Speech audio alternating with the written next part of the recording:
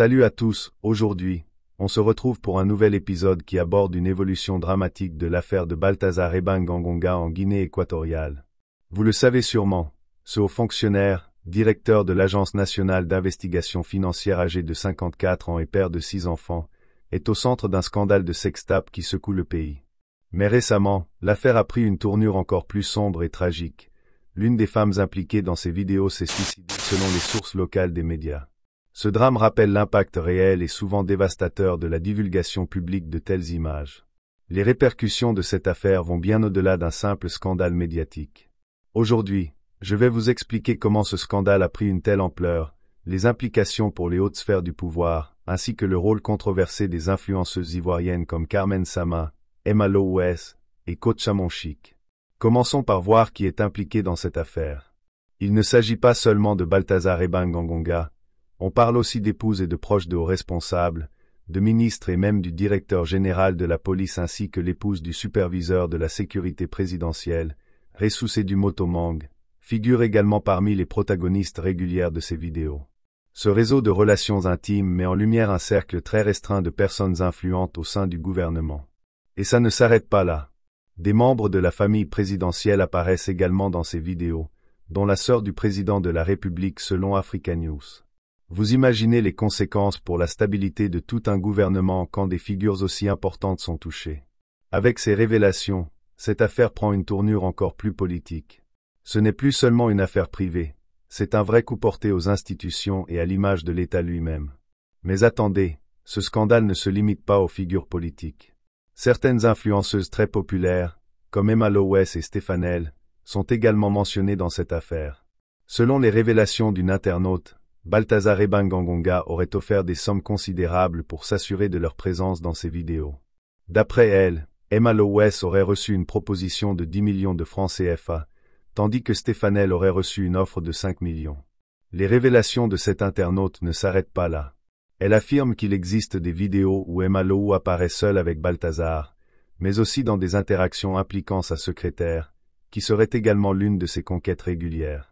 L'internaute décrit même des moments où ces influenceuses se croiseraient dans ces vidéos, renforçant la nature controversée et organisée de ces rencontres filmées. Ces affirmations, si elles s'avéraient vraies, montrent un réseau complexe, où chaque personnalité impliquée aurait un rôle défini et une relation financière avec Balthazar. Une autre révélation choquante de cet internaute concerne Coach Chamonchic. Elle affirme que, même si aucune vidéo n'existe la montrant en interaction directe avec Balthazar, Coach Chamonchic apparaîtrait dans certains enregistrements, en mode lesbienne, avec la secrétaire de Balthazar.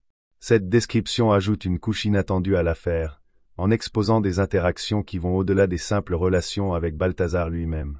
Selon cet internaute, la secrétaire de Balthazar jouerait donc un rôle pivot dans ces vidéos, participant aussi bien avec Balthazar qu'avec d'autres femmes. Et le nom de la veuve du feu Diji Arafat, Karma Sama, est également cité dans ces rumeurs. Face à cette série de révélations, certaines influenceuses ont réagi. Carmen Sama, par exemple, a publiquement réfuté ces allégations, affirmant « Je suis fatiguée de ces mensonges qui circulent à mon sujet. Je ne suis pas impliquée dans cette histoire. » Pour appuyer ses propos, elle a ajouté « En plus, j'ai des tatouages sur les fesses et tout le long du côté jusqu'à la cuisse. Vous vous ennuyez tellement sur ma personne. » Par ces mots, Carmen Sama exprime son exaspération face aux rumeurs et à l'attention médiatique qui l'entoure. L'implication de ces influenceuses ajoute une nouvelle couche à cette histoire complexe. Même si certaines personnalités, comme Carmen Sama, ont nié leur implication, ces révélations continuent de faire le tour des réseaux sociaux, ajoutant une nouvelle dimension à une affaire déjà extrêmement complexe.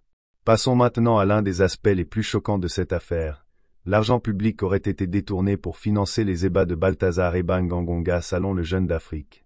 Vous avez bien entendu, des ressources de l'État, détournées pour financer des relations intimes dans le bureau même de Balthazar, devant le drapeau national. Ce n'est pas tout. Les enquêteurs ont découvert un réseau de transactions financières suspectes. De l'argent public aurait transité par des comptes offshore, notamment dans les îles Caïmans, avant de revenir sous forme de paiement pour les femmes filmées dans ces vidéos. On estime que ces montants s'élèveraient à des millions d'euros, avec des sommes variant entre 5 000 et 50 000 euros par vidéo, selon le statut des personnes impliquées. Cette découverte montre à quel point le système de corruption était structuré et complexe. Ce qui est intéressant, c'est que ces vidéos n'étaient pas uniquement des enregistrements personnels pour Balthazar.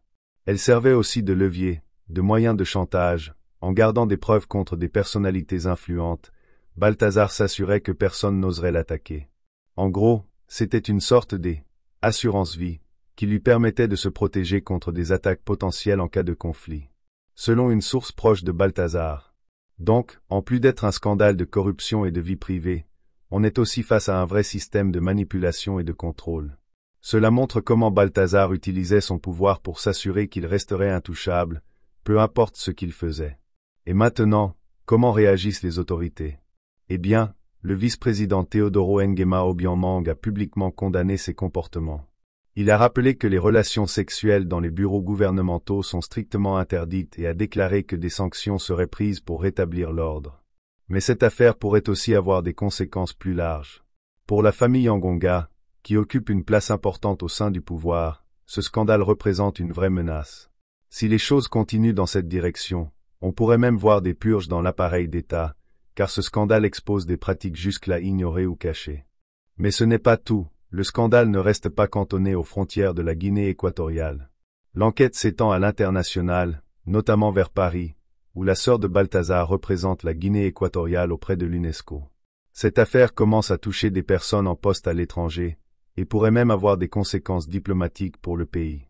L'implication de représentants à l'étranger montre bien que ce scandale a pris une ampleur internationale et que les répercussions pourraient aller bien au-delà du pays. L'impact de cette affaire sur le public est énorme. En Guinée équatoriale et ailleurs, beaucoup de gens réagissent, et la pression médiatique est intense. Ce scandale relance des questions de transparence, de responsabilité, et des appels se font entendre pour qu'une enquête approfondie et transparente soit menée. Cette affaire pose aussi la question de l'éthique pour les personnalités publiques. Que signifie vraiment être une figure d'État, quand on utilise des ressources publiques dans un contexte si personnel? Pour beaucoup, ce scandale montre que des réformes profondes sont nécessaires. Avec l'ampleur de ce scandale, de nombreux observateurs et citoyens réclament une enquête indépendante. Il s'agit de faire toute la lumière sur les responsabilités de chacun. L'opinion publique est de plus en plus méfiante, et elle veut des sanctions, des réformes pour éviter que cela se reproduise. Les conséquences pour le gouvernement pourraient être très importantes. Non seulement ce scandale menace la position de nombreux hauts responsables, mais il risque aussi de diminuer la confiance du public envers les institutions.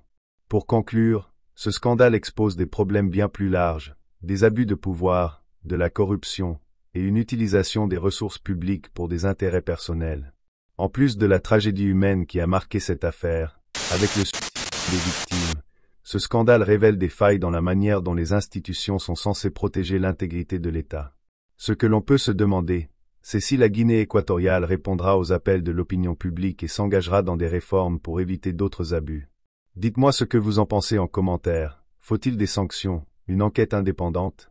Et, bien sûr, n'oubliez pas de vous abonner sur l'Afrique en question pour suivre les prochaines évolutions de cette affaire et d'autres sujets similaires.